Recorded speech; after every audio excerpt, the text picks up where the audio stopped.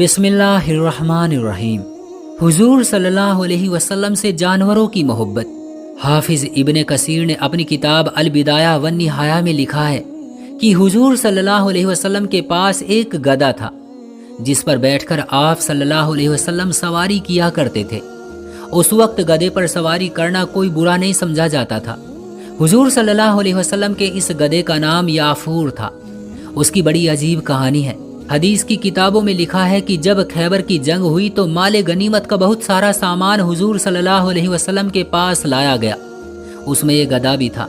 جب سارا مال صحابہ اکرام میں تقسیم ہو رہا تھا تو یہ گدھا آگے بڑھ کر حضور کے پاس آ کر کھڑا ہو گیا اور اپنی زبان میں حضور صلی اللہ علیہ وسلم سے کہنے لگا کہ اے اللہ کے رسول، میں اس نسل سے ہوں کہ جس پر نبیوں نے سواری کی ہے۔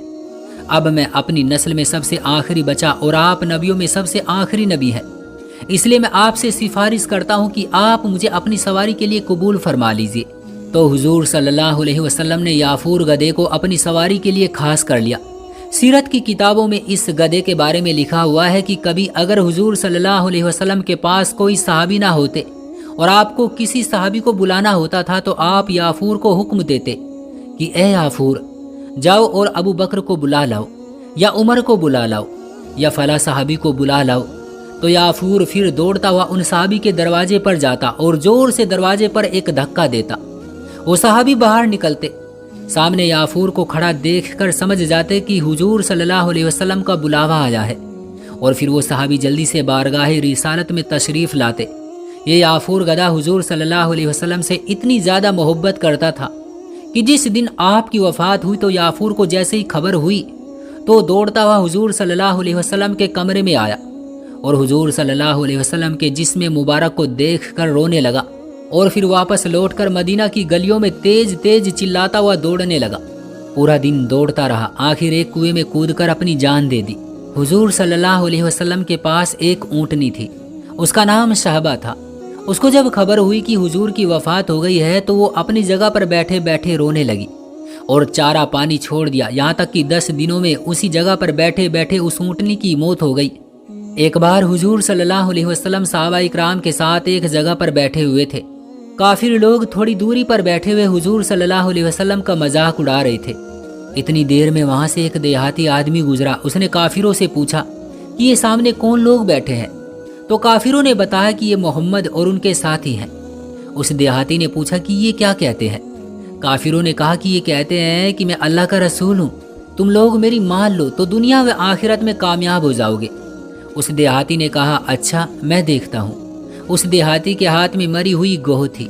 یہ چھپکلی کی طرح ایک جانور ہوتا ہے، یہ دیواروں پر چپک جاتی ہے۔ اس دیہاتی نے حضور صلی اللہ علیہ وسلم کے سامنے وہ گوہ پھینکتے ہوئے کہا کہ اے محمد، اگر یہ گوہ گواہی دے دے کہ آپ اللہ کے رسول ہیں تو میں ابھی کلمہ پڑھ کر مسلمان ہو جاؤں گا۔ اس دیہاتی نے مذاق اڑانے کے لیے حضور صلی اللہ علیہ وسلم سے یہ باتیں کہی تھی۔ حضور صلی اللہ علیہ وسلم اپنی جگہ سے اٹھے اور اس گوہ کے پاس آ کر کھڑے ہو گئے اور پھر فرمایا کہ اے گوہ، اٹھ جا اور گواہی دے۔ یہ سن کر وہ مری ہوئی گوہ نے اپنی آنکھیں کھولی اور حضور کے سامنے سیدھا ہو کر کے بیٹھ گئی اور کہنے لگی کہ یا رسول اللہ، میں گواہی دیتی ہوں کہ آپ اللہ کے سچے رسول ہیں۔ یہ دیکھ کر وہ دیہاتی اسی وقت مسلمان ہو گیا۔ ایک واقعہ حدیث کی کتابوں میں ملتا ہے کہ ایک دن حضور صلی اللہ علیہ وسلم فجر کی نماز پڑھ کر باہر نکلے تو سامنے بھیڑیوں کا ایک جھنڈ کھڑا ہوا دیکھا۔ بھیڑیوں کو دیکھ کر صحابہ اکرام ڈر گئے۔ ان بھیڑیوں نے حضور صلی اللہ علیہ وسلم سے اپنی آواز میں کہا کہ اے اللہ کے رسول، ہم سب بھیڑیاں ہیں اور ہمارا کھانا گوشت ہوتا ہے، ہم بکریوں کو شکار کر کے کھاتے ہیں، لیکن اے اللہ کے رسول، اب ہمیں آپ کی محبت میں آپ کے صحابہ اکرام کی بکریوں کو شکار کرنے کا من نہیں کرتا، لیکن گوشت کھائے بغیر ہم زندہ بھی نہیں رہ سکتے، اس لیے آپ ہم بھیڑیوں کے لیے روزانہ کی کوئی ایک بکری مقرر فرما دیں تاکہ ہم دوسری بکریوں کا شکار نہ بنائیں۔ حضور صلی اللہ علیہ وسلم نے اس بارے میں صحابہ اکرام کو بتایا تو صحابہ اکرام نے جواب دیا کہ اے اللہ کے رسول، ہم اپنی پالی ہوئی بکریوں کو ان خونی بھیڑیوں کے حوالے کیسے کر سکتے ہیں؟ اس پر حضور صلی اللہ علیہ وسلم نے ان بھیڑیوں سے فرمایا کہ اے بھیڑیوں، تم بکریوں کو شکار نہیں کرنا چاہتے اور یہ صحابہ اکرام اپنی بکریاں دینا نہیں چاہتے، اس لیے اب یہ مسئلہ تمہارے ہی حوالے ہے کہ جو بکری تمہارے ہاتھ لگے تم اسے اپنا کھانا بنا لینا، میں اس بارے میں کوئی فیصلہ نہیں کر سکتا۔ یہ سن کر وہ سارے بھیڑیاں روتے ہوئے واپس چلے گئے۔ अबू दाऊद शरीफ में एक रिवायत है कि एक बार हुजूर सल्लल्लाहु अलैहि वसल्लम एक अंसारी साहबी के बाग में टहलने के लिए गए तो वहाँ एक ऊँट बंधा हुआ था। उस ऊँट ने जब हुजूर सल्लल्लाहु अलैहि वसल्लम को बाग में देखा तो उसने हुजूर को अपने पास बुलाया और रोने लगा। हुजूर सल्लल्लाहु अलैहि वसल्लम ने उसके सर पर हाथ फेरा तो उस ऊँट के आंसू न रुके। फिर आपने पूछा कि इस ऊँट का मालिक कौन है? तो एक अंसारी साहबी हाजिर हुए और कहा कि ए अल्लाह के नबी, ये मेरा ऊँट है। हुजूर सल्लल्लाहु अलैहि वसल्लम ने फरमाया कि तुम इस बेजुबान जानवर के बारे में अल्लाह से नहीं डरते हो? तुम्हें अल्लाह ने इस ऊँट का मालिक बनाया है। ये ऊँट मुझसे शिकायत कर रहा है कि तुम इसे दिन भर भूखा रखते हो और खाने को भी बहुत कम चारा देते हो, लेकिन इससे काम बहुत ज़्यादा लेते हो। उन साहबी ने कहा कि ए अल्लाह के नबी, आप सही फरमा रहे हैं, मुझसे गलती जरूर होती है, लेकिन आज से मैं इसका पूरा ख्याल रखूंगा। इसी तरह हदीस की मशहूर किताब मुस्नद अहमद की 3री जिल्द के पेज नंबर 158 पर एक हदीस लिखी हुई है कि हज़रत अनस रज़ियल्लाहु ताला अन्हु से रिवायत है कि एक अंसारी साहबी हुजूर सल्लल्लाहु अलैहि वसल्लम के पास आए और कहने लगे कि है अल्लाह के नबी, मेरे सारे ऊँट पागल हो गए हैं और मैंने उन्हें काबू में करने की बहुत कोशिश की है, लेकिन नाकाम रहा। कुछ और लोगों ने आकर मेरा साथ दिया, लेकिन उन ऊँटों ने सभी को जख्मी कर दिया है। जो भी उन ऊँटों के पास जाता है तो वो उसे मारने दौड़ते हैं। मैं अपनी सारी खेती और बागों की सिंचाई उन्हीं ऊँटों के जरिए करता हूँ, लेकिन अब वो सारे ऊँट पागल हो गए हैं तो मेरे बाग और खेत सब सूखते जा रहे हैं। इसलिए मैंने उन सारे ऊँटों को अपने एक बाड़े में बंद कर दिया है और वो अंदर बाड़े में बहुत ज़्यादा दौड़ रहे हैं और चिल्ला रहे हैं। अब मैं क्या करूँ?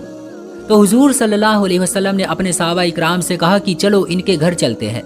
और फिर हुजूर सल्लल्लाहु अलैहि वसल्लम उन सहाबी के बाड़े के पास पहुँचे जिसके अंदर ऊँट बंधे थे। हुजूर सल्लल्लाहु अलैहि वसल्लम ने उन सहाबी से कहा कि मुझे ऊँटों की रस्सियाँ दो, मैं उन ऊँटों को बांध कर आता हूँ। वो सहाबी कहने लगे कि ए अल्लाह के रसूल, ऐसा ना करे, हमें डर है कि वो ऊँट आपको कोई नुकसान न पहुँचा दे। हुजूर सल्लल्लाहु अलैहि वसल्लम ने फरमाया कि तुम परेशान ना हो, तुम लोग बाहर ही रहना और मुझे रस्सियाँ दो, मैं उन्हें बांध कर आता हूँ। और फिर हुजूर सल्लल्लाहु अलैहि वसल्लम उन रस्सियों को लेकर बाड़े में दाखिल हुए और दरवाज़ा अंदर से बंद कर लिया। ऊँटों ने जैसे ही अंदर किसी आदमी को आता देखा तो वो दूर से ही तेजी से उसे मारने के लिए दौड़े, लेकिन जब पास आकर उन ऊँटों की नज़र हुजूर सल्लल्लाहु अलैहि वसल्लम पर पड़ी और देखा कि ये तो अल्लाह के नबी मोहम्मद सल्लल्लाहु अलैहि वसल्लम है, तो सारे ऊँटों ने हुजूर सल्लल्लाहु अलैहि वसल्लम के कदमों पर अपना सर रख दिया। हुजूर सल्लल्लाहु अलैहि वसल्लम ने एक एक ऊँट को रस्सी से बांधकर खूंटों में बांध दिया और फिर दरवाज़ा खोला तो वो साहबी ये मंजर देख कर हैरान रह गए और कहने लगे कि ए अल्लाह के रसूल, मैं गवाही देता हूँ कि आप अल्लाह के सच्चे रसूल हैं। प्यारे दोस्तों, हमारे नबी की शान कितनी निराली थी कि आपको दुनिया के सभी जानवर, दरिंदे, परिंदे, पेड़ पौधे दूर ही से सलाम करते थे।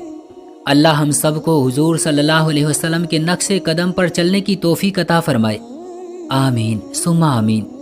प्यारे दोस्तों, अगर ये वीडियो आपको पसंद आई हो तो लाइक करके चैनल को ज़रूर सब्सक्राइब कर लें और जाते जाते एक प्यारा सा कमेंट करके ज़रूर बताना कि आपको ये वीडियो कैसी लगी। मिलता हूँ ऐसे ही अच्छी और सच्ची वीडियो के साथ अगली वीडियो में। तब तक के लिए आप अपना ख्याल रखिएगा। अल्लाह हाफिज़।